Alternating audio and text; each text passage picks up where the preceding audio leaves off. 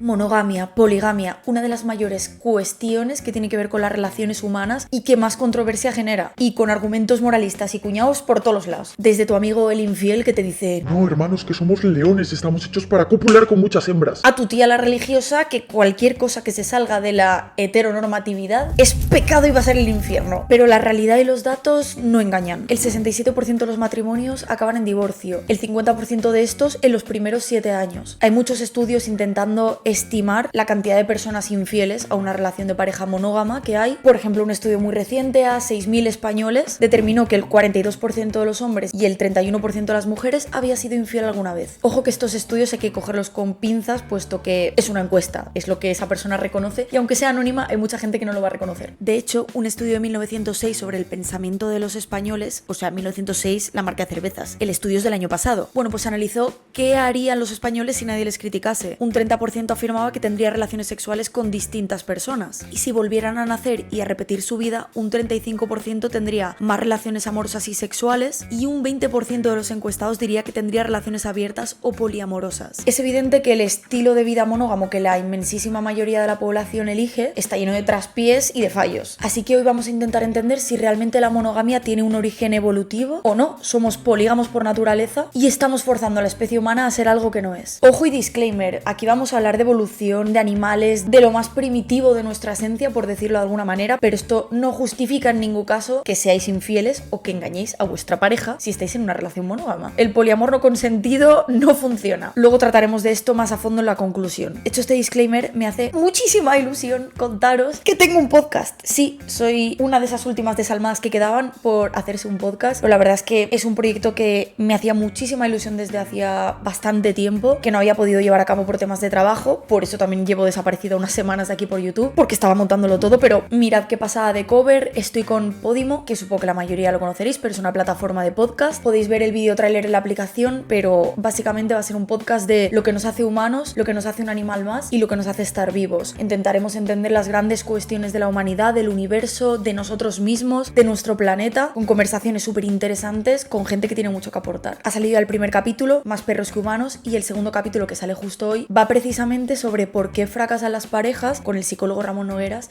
y al final del vídeo os pondré un extracto de nuestra conversación para que lo veáis. Pero tenéis 2 mesazos gratis en el link que os dejo en la descripción. ¡Qué ilusión!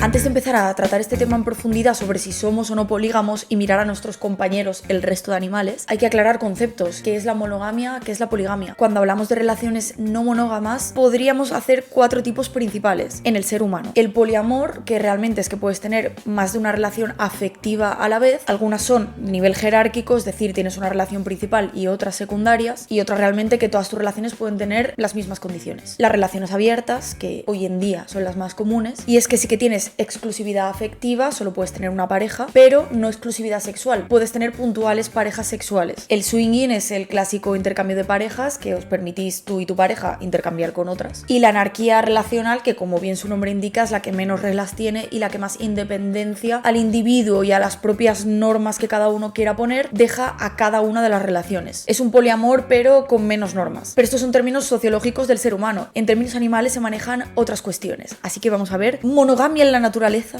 ¿Existe o es un mito?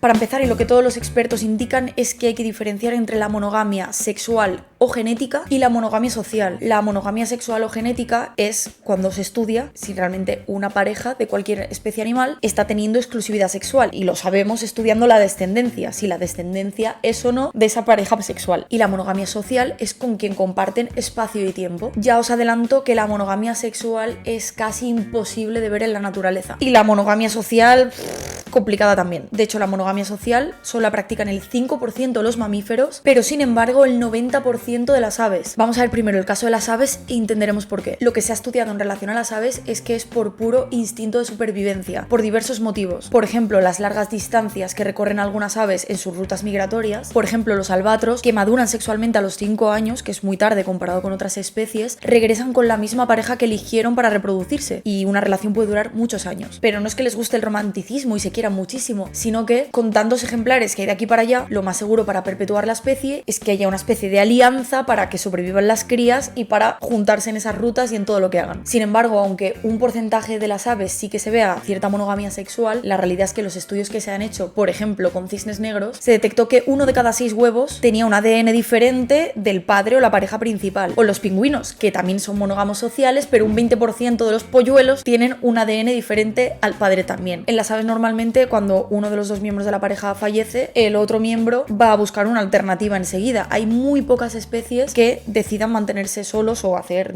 voto de viudedad. Saliéndonos de las aves, un caso extremo de fidelidad es un parásito cuyo nombre es muy complicado, por eso lo pongo aquí, que está en el intestino humano y claro, ahí dentro no es que tengan discotecas disponibles para cruzar pareja, ni tampoco te puedes instalar el Tinder o el Grindr, así que una vez que encuentran una hembra, se pegan con sus cuerpos y no se separan por el resto de sus vidas. Qué bonito. Me emociono.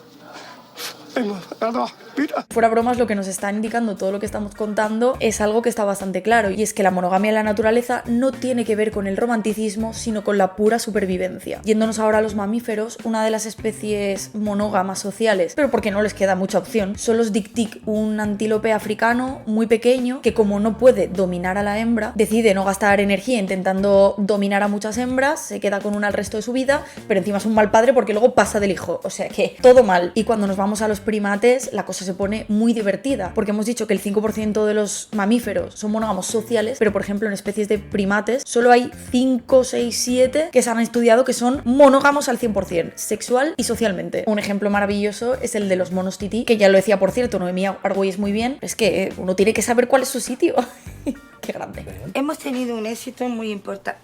Oye, por favor, también has de saber cuál es tu sitio, por Dios. Todo el día como un titi, todo el día detrás mío. Y un estudio muy interesante de Sofía Dolochowska en Nature, estudiando a muchas parejas de los monos titi, concluyó que ninguna de la descendencia tenía un ADN diferente al de la pareja con la que convivían. O sea, eran compañeros y compañeras fieles, monógamos al 100%. Alguno o alguna estará pensando, ay, ojalá mi ex aprendiera de esto, o ojalá la humanidad fuéramos como los monos titi. Pues te digo un dato extra de la moral de estos monos, y es que la mayoría se relaciona con gente de su familia, porque al final viven en pequeñas comunidades, así que entre hermanos, primos, hijos y padres se relacionan entre ellos, que ya no son referentes morales.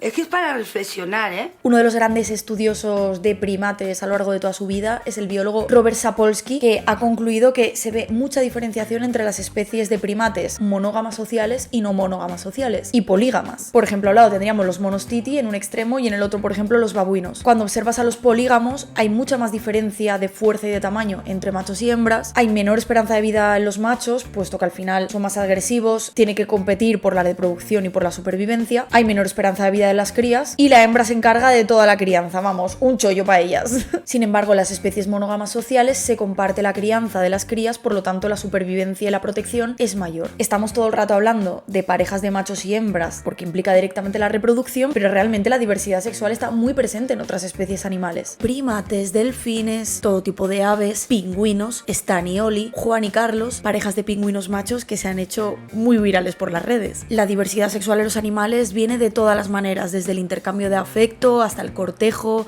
relaciones sexuales, vida en pareja, cuidado de crías, todo. En el caso de las aves, aproximadamente 1/3 de las parejas de albatros son hembra-hembra, a pesar de que hay machos por la zona, y 1/4 parte de las parejas de cisnes negros australianos son de 2 papas. A nivel evolutivo, los expertos biólogos determinan que puede deberse hasta tácticas reproductivas alternativas, cuidado de crías, promover un ambiente cooperativo y facilitar las relaciones sociales. Y también puede ser autorregulación de la fertilidad, porque hay muchas especies que tienen más crías de las que pueden mantenerse. Sea como fuere, sabemos de sobra que la homosexualidad no es única de la especie humana, está en miles de especies. Lo que sí es único de la especie humana es la homofobia. Eso sí que, desgraciadamente, nos hace únicos. Pero bueno, sí, monos titi, qué monos son, qué majos, pero la realidad, vamos a dar el salto al ser humano, porque esto es mucho más complejo. Somos animales, pero somos humanos también. Entonces, ¿está la monogamia en nuestros genes? La primera pregunta clave que nos tenemos que hacer es si la monogamia ayudó a perpetuar nuestra especie. Según Kitopi, antropólogo evolucionista, calculó que la monogamia de los humanos surgió hace 2 millones de años y que contribuyó a que nuestro cerebro se agrandara 3 veces con respecto a los chimpancés. Otra experta bióloga como Marty Hasselton afirma que los niños en nuestra especie son muy dependientes dependientes y muy vulnerables en los primeros años, por lo tanto, las relaciones monógamas, la inversión parental, permitió la supervivencia de las crías. Entonces sí que parece ser que al menos la monogamia fue una de las estrategias de supervivencia de nuestra especie desde hace muchos miles de años. Y evidentemente todo eso influye en lo que somos hoy en día. Pero vosotros lo habéis oído, una de las estrategias, cuando escuchamos debatir a los expertos, no parece que esté 100% de acuerdo entre si somos 100% monógamos o 100% polígamos. Pero yo creo que entre los grises vamos a encontrar una conclusión. Este encuentro de expertos maravilloso en el que debatieron sobre sus posturas es un ejemplo perfecto de cómo se acercan los argumentos. Voy a exponer un poco los argumentos que esgrime cada uno para defender su postura y haré mis apreciaciones e interpretaciones personales que son propias. Helen Fisher, antropóloga y bióloga que ha estudiado las relaciones de pareja durante décadas, dice que somos en esencia un animal que se empareja, que el 86% de las sociedades humanas permiten la poligamia, pero solo un 5% las aplica, con lo cual eso sería un argumento para defender que somos esencialmente monógamos. Aquí yo le apuntillaría que legalmente se pueda no quiere decir que esté aceptado socialmente, y es la realidad que la poligamia no es algo que esté hoy en día aceptado socialmente. Pero ella misma dice que tendernos a emparejarnos no implica que tendamos a ser fieles. Ella defiende que la estrategia de supervivencia del ser humano es mixta, emparejarse con alguien y adulterio discreto. Otra de las grandes referentes es Marty Haselton, que ya la hemos comentado antes, que ha estudiado el apareamiento animal y humano, que dice que se ha evolucionado para tener relaciones de parejas porque las crías, los hijos, tienen dependencia hasta los 20 más o menos de años. Bueno, 20. No ha visto cómo están los alquileres en Españita. Hasta los 30 mínimo. Vamos, como para pagarte un alquiler. Los mamis y los papis cada vez nos tienen que aguantar más. Es lo que hay. Ella defiende que la sociedad está hecha para que una mujer sola no pueda encargarse de la crianza de los hijos. Vamos a ver, aparte de los casos claros de madres solteras que han sacado a sus hijos adelante perfectamente, ¿cuántos padres ausentes no hay en las relaciones convencionales que no hacen ni un huevo frito? Yo lo dejo ahí, voy a mantener mi objetividad.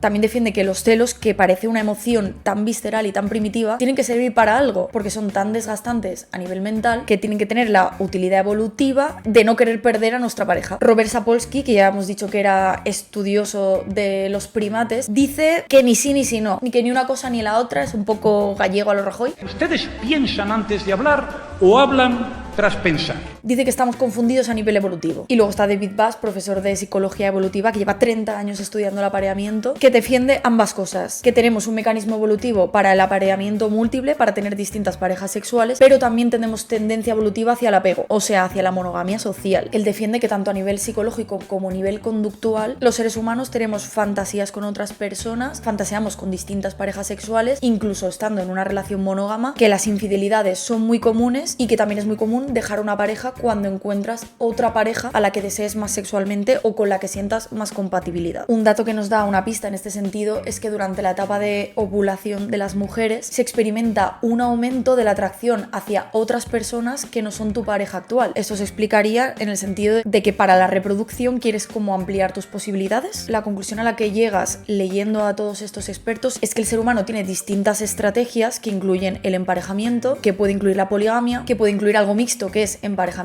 y amoríos discretos, o que puede incluir parejas en serie, que es estar en parejas monógamas pero concatenar unas con otras. La estrategia que elijamos depende de muchísimos factores sociales, personales y de las circunstancias de la vida, y culturales, evidentemente. Mi interpretación, conclusión, que creo que en el vídeo de hoy es bastante importante, es que aunque hayamos evolucionado, y lo acabamos de ver, y lo vemos también en otras especies, para perpetuar la nuestra, para la supervivencia de nuestras crías, etcétera, etcétera, y de ahí todas las estrategias evolutivas que hemos comentado, la realidad es que la sociedad es muy compleja y sería reduccionista pensar que tú, José Manuel, eres infiel porque tienes un mecanismo evolutivo para dejar preñadas a cuantas más mujeres mejor. O que tú, María Antonia, seas infiel a tu pareja porque estés buscando los mejores genes de descendencia para tus crías. La realidad es que sí, somos en parte animales, pero somos seres morales y con raciocinio. Y vivimos en una sociedad cada vez más cambiante. Si miramos los datos globales, las culturas occidentales cada vez tenemos menos hijos. Y con la liberación del acceso al trabajo de la mujer, la liberación sexual y los cambios que se están dando respecto a nuestras expectativas en la sociedad, muchas personas hemos restablecido nuestro orden de prioridades respecto a tener o no descendencia y en qué momento vital. Y paralelamente, gracias a mayor implicación de nuestras parejas, también esa crianza compartida mantiene un poco ese equilibrio. Lo que quiero decir decir con todo esto es que, más allá de que sea interesantísimo, y a mí me encanta estudiar de dónde venimos y los mecanismos evolutivos que nos hacen ser como somos mucho más que eso. Nuestra inteligencia emocional y nuestro raciocinio es que nos debe guiar sobre lo que está moralmente bien o mal, o sobre el tipo de relación que queremos tener. Por supuesto, siempre con el consentimiento y la comunicación de nuestra pareja. Hemos visto que hay muchos tipos de pareja y yo personalmente considero que ninguna es mejor que otra mientras sea algo consentido y que se marquen los límites. De eso hablamos precisamente con Ramón en una de las partes, de lo importante que es la comunicación, tengas el tipo de pareja que tengas. No sé si estarás de acuerdo conmigo, pero la mayoría de relaciones monógamas, el acuerdo o el contrato inicial es implícito, es decir, estas son las líneas y esta no, según también dicta la sociedad, lo que vemos o lo que cada uno considera que es o no una ruptura, no acuerdo. Pero sin embargo, una relación no monógama con todas sus vertientes, también ese contrato tiene que ser más explícito, que tú tienes que sentarte. Pero tiene que serlo porque fíjate, te sales del molde cultural. Exactamente. Entonces, eso ya es como, al menos en mi experiencia personal, es ya un paso para que los conflictos se resuelvan de otra manera o que haya mucha más comunicación. Porque al final salirte de esos moldes de lo establecido implica una comunicación previa de lo que es o no un límite. Porque también hay infidelidades, evidentemente. Efectivamente, también hay infidelidad en relaciones no monógamas, porque puede ser, por ejemplo, porque de nuevo, porque cada relación, si cada relación es única, pues cada relación no monógama, pues todavía más, ¿no? Entonces, claro, es cierto que la persona que está en una relación no monógama ya viene con una predisposición a alcanzar acuerdos, porque en el momento en el que te sales de lo establecido, tienes que establecerlo. Tienes que establecer cómo va a funcionar esto para nosotros. Y luego es cierto también, y esto es muy importante, que una gran parte de los problemas de pareja vienen porque todo el mundo llega pensando una pareja es esto y asumimos que el otro tiene exactamente la misma idea, porque además es medio razonable. Todos hemos visto las mismas películas, todos hemos estado en el mismo contexto, etcétera. Si queréis ver entera la entrevista, ya sabéis que tenéis 2 meses totalmente gratis en Podimo para ver todas las entrevistas que van a ir saliendo y las que ya han salido. Bueno, lo digo ya, la semana que viene va a ser con Sandra de Leperactina y vamos a hablar de drogas, un tema muy tabú, pero que en Podimo tengo total libertad para hablar de ello. Así que estad atentos y atentas. Muchas gracias por verme, muchas gracias por la acogida que está teniendo el podcast, que estoy alucinando y contentísima. Os quiero mucho, espero que estéis disfrutando el verano, ojalá estéis de vacaciones. Os lo merecéis, habéis currado mucho, un abrazo enorme y hasta pronto.